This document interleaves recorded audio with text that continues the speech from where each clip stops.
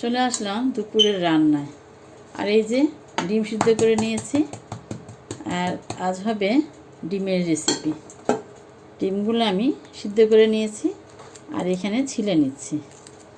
ডিমটা ছিলে একদম দেশি মুরগির ডিমের মতো, দেখো কি ছোট ছোট। তো এই ডিমের রেসিপি হবে আজকে। আর আজকের রেসিপি থাকছে আমাদের মেনুতে আর কি ডিমের রেসিপি। ডিম আলু দিয়ে রান্না করব, ঝোল ঝোল করে। খুব ভালো লাগে এটা। আজকে আমাদের ডিম রান্না হবে। ডিমটাকে একটু হলুদ আর লবণ দিয়ে ভেজে নেব।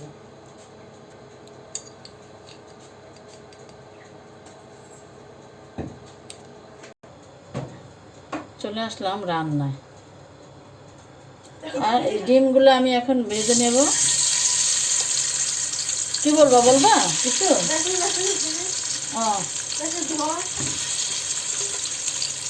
দাঁড়াও, পিৎজা বসিয়েছে ওভেনে।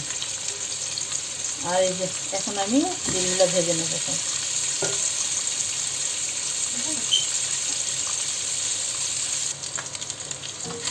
দেখো ডিমগুলো হয়ে গিয়েছে, ডিমটা উঠিয়ে নেব।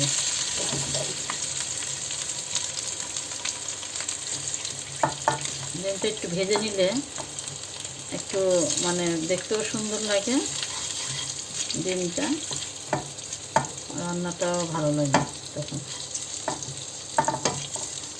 ডিমটা না ভাজলেও হয়, কিন্তু না ভাজলে আবার ভালো লাগে না।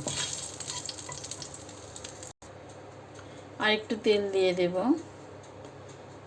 দিয়ে এবার আমি দিয়ে দিলাম এলাচ এবং ডালচিনি, এলাচ আর ডালচিনি, হ্যাঁ দিয়ে দেবো তেজপাতা এবং দিয়ে দেব পেঁয়াজ কুচি।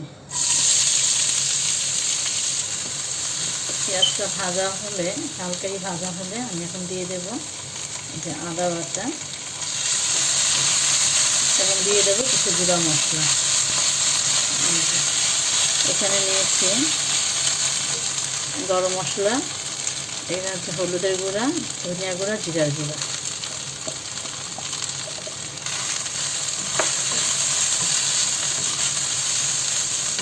এবং দিয়ে দেব 2টা টমেটো, যে ফ্রোজেন করা টমেটো আর কি।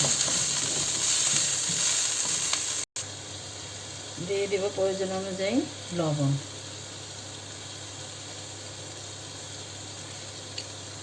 এবং দিয়ে দিচ্ছি সামান্য পানি।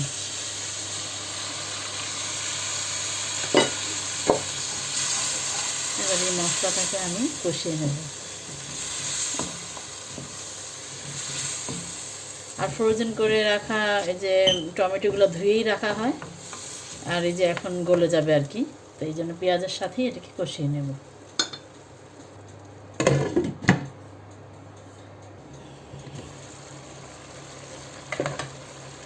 একটু নাড়া দিয়ে দিই।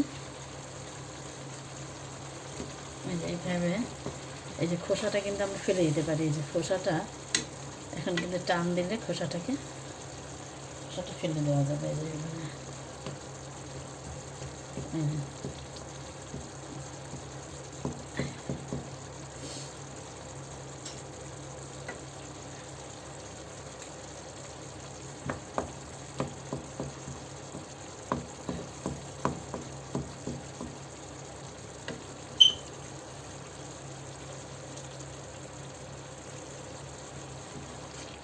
এটা পুরোটাই গলে যাবে খুব সুন্দর। নাইট্রাস এটাও ছেড়ে যাবে।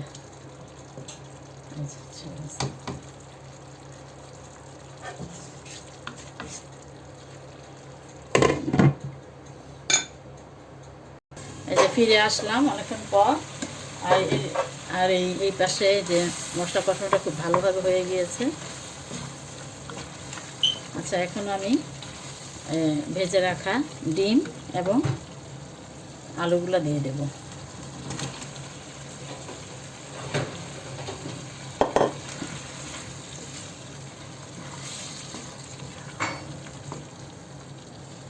এবং দিয়ে দেব একটু ঝোল।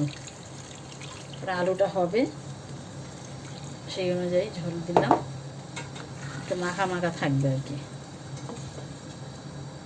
এবার আমি দিয়ে দেবো কাঁচামরিচ, 4টা কাঁচামরিচ, এটা ফ্রোজেন করে রাখা কাঁচামরিচ, এবং দিয়ে দেবো ধনেপাতা, ফ্রেশ ধনেপাতা দিয়ে আমি ঢেকে রান্না করে নেব।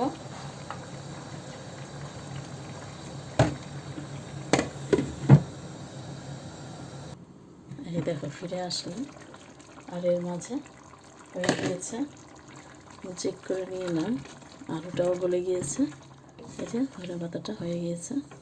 এটা কিন্তু ঠান্ডা হলে আরেকটু ঝোলটা শুকিয়ে যাবে। তো এর তো তৈরি হয়ে গেল মজাদার রেসিপি, ডিম দিয়ে আলুর ঝোল। এখন এটা আমরা সাদা ভাত দিয়ে মজা করে খাবো। ওকে, আজ এই পর্যন্তই। পরবর্তী ভিডিও দেখার আমন্ত্রণ রইল। আল্লাহ হাফেজ।